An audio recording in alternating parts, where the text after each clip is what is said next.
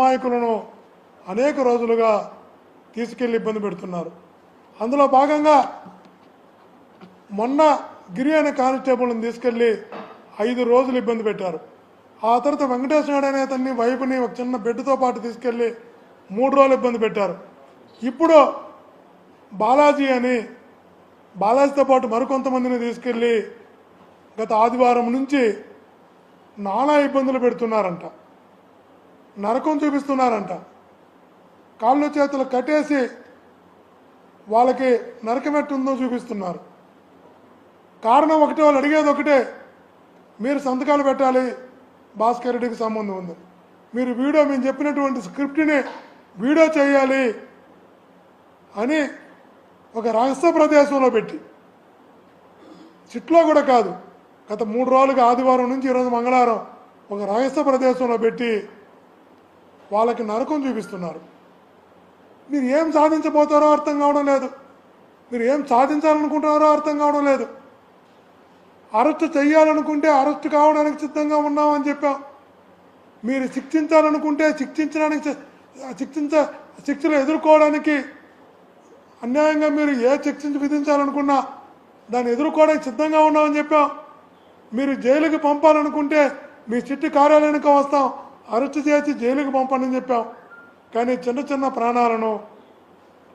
ప్రాణాలను చంపేయద్దు అంటున్నాం, చిన్న ప్రాణాలకు నరకం చూపించద్దు అంటున్నాం.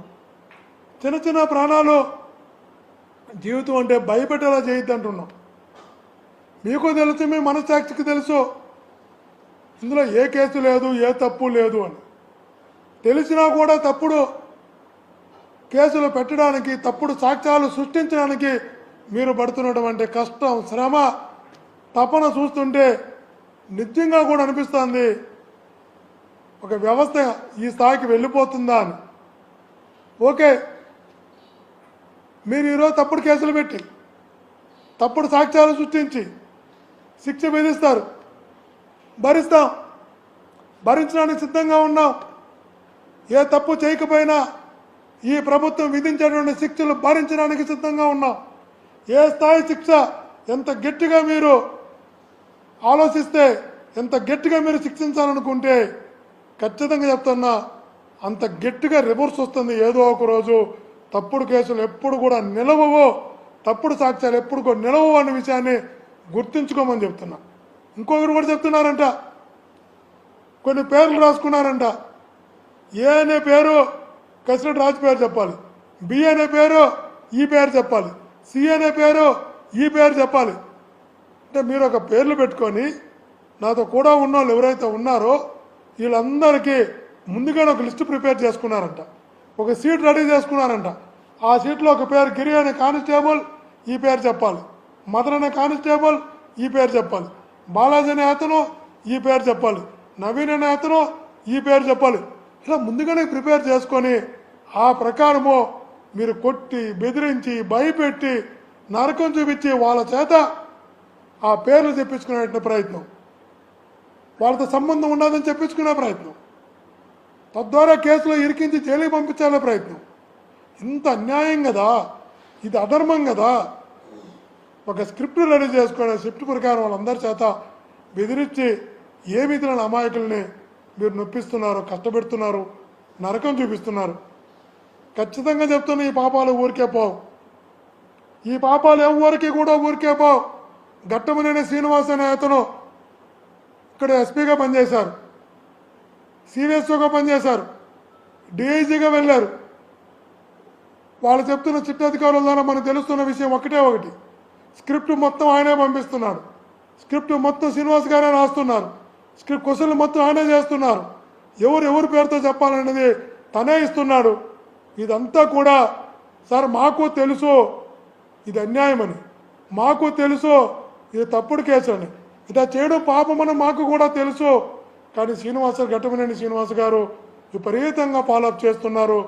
పైనుంచి వచ్చినటువంటి ఆదేశాల మేరకు, ఘట్టమనేని శ్రీనివాస్ గారి దగ్గర నుంచి వచ్చినటువంటి స్క్రిప్ట్ మేరకు, ఘట్టమనేని శ్రీనివాస్ గారి దగ్గర నుంచి వచ్చిన క్వశ్చనరీ మేరకు మేము అడగాల్సి వస్తుంది తప్ప వేరే కాదు అని అనేక మందితో చుట్టూ ఉన్నటువంటి ఉద్యోగులు, అధికారులు చెప్తున్నప్పుడు అనిపిస్తుంది. శ్రీనివాస్ గారు మీరు దేవుడి దగ్గర పనిచేసి వెళ్ళారు, ఇక్కడే సిబిఎస్ఓగా పనిచేసి వెళ్ళారు. తప్పుడు కేసులు పెట్టు, ఏ సంబంధం లిక్కర్ కేసుల్లో ఇరికిచ్చో, లిక్కర్ అంటే జీవిత కాలంలో అసహించుకునే, లిక్కర్తో ఏ రోజు కూడా ఏ సంబంధం పెట్టుకున్నటువంటి, భయపడేటటువంటి, సెంటిమెంట్గా ఫీల్ అయ్యేటటువంటి వ్యక్తులపై అలాంటి కేసులు పెట్టడానికి మీరు దిగజారుతున్నారు. మీరు ఆ స్థాయికి వెళ్ళిపోతున్నారు. ఓకే, మీరు తీసుకునే ఏ నిర్ణయం అయినా కూడా మీరు ఎంతమందిని ఇబ్బంది పెట్టాలనుకున్నా, ఎంతమందిని కష్టపెట్టాలనుకున్నా, ఎంతమందిని నొప్పించి, కొట్టి, బెదిరించి, నరకం చూపించి, సాక్ష్యాలు సృష్టించి జైలుకు పంపాలనుకున్నా కూడా వాళ్ళు సిద్ధంగా ఉన్నారు, మేము సిద్ధంగా ఉన్నాం. దేవుడు ఉన్నాడు మా వెనకాల, దేవుడు ఖచ్చితంగా మా వెనకాల ఉంటాడు. ఖచ్చితంగా చెప్తున్నాం, ఈ పాపాల ఊరికే పోవని కూడా చెప్తున్నాం. ఎదుర్కొంటాం, ఖచ్చితంగా ఎదుర్కొంటాం. కానీ భవిష్యత్తులో చరిత్ర ఎప్పుడు ఇది మర్చిపోదు శ్రీనివాస్ గారు, గుర్తుంచుకోని కూడా మీ ద్వారా తెలియజేస్తున్నాం.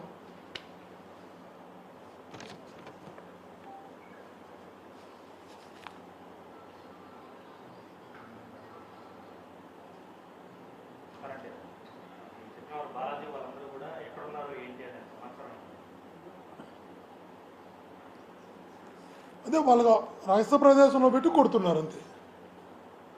రహస్య ప్రదేశంలో పెట్టి కొడుతున్నారు. ఎన్ని రోజులు కొడతారు? కొట్టిని ఎన్ని రోజులు హింసిస్తారు? హింసించని